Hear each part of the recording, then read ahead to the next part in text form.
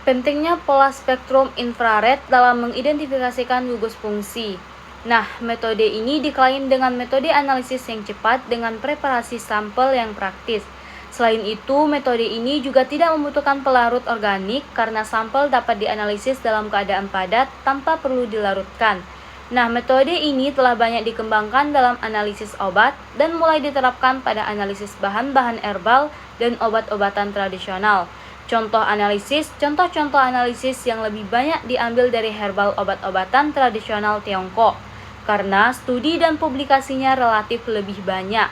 Meskipun demikian, beberapa herbal Tiongkok yang dimaksud juga banyak dimanfaatkan di Indonesia, merupakan teknik spektroskopi yang digunakan untuk mengidentifikasikan gugus fungsi dalam suatu senyawa. Namun, dalam perkembangannya, metode ini diterapkan pula dalam identifikasi dan kendali mutu obat-obat herbal. Nah, panjang gelombang radiasi inframerah ini dibagi menjadi 3 bagian, yaitu daerah inframerah jauh far infrared 400 sampai 40 cm -1, daerah inframerah tengah min infrared 4000 sampai 400 cm, dan daerah inframerah dekat near infrared 14.000 sampai 4.000 cm. Dari analisis obat herbal ini biasanya menggunakan radiasi pada daerah inframerah tengah atau NIR, sehingga tekniknya dinamakan Near Infrared Spectroscopy atau NIRS. Nah, selanjutnya 3 jenis obat yang berbeda yang ditemukan, paling tidak 3 bilangan gelombang. Nah, di sini saya menggunakan contoh obat paracetamol, di mana paracetamol ini memiliki spektrum yang diukur dengan metode transmitan, di mana tahap awal spektrum latar belakang itu diukur terhadap udara sebelum memulai pengukuran.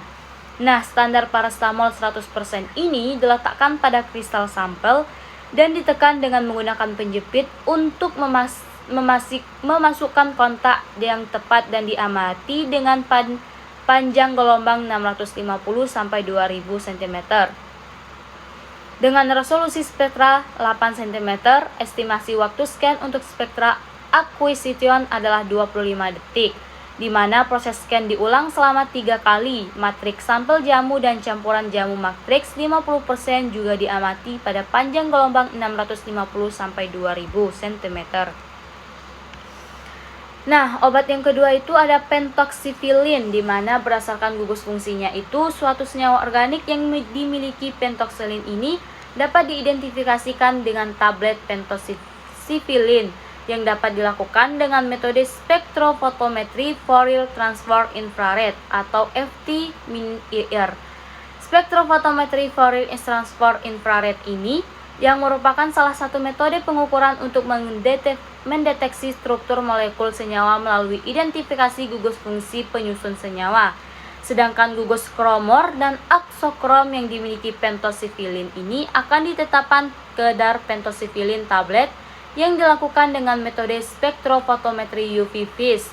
Sinar ultraviolet berada pada panjang gelombang 200 sampai 400 nm, sedangkan sinar tampak berada pada panjang gelombang 400 sampai 800 nm.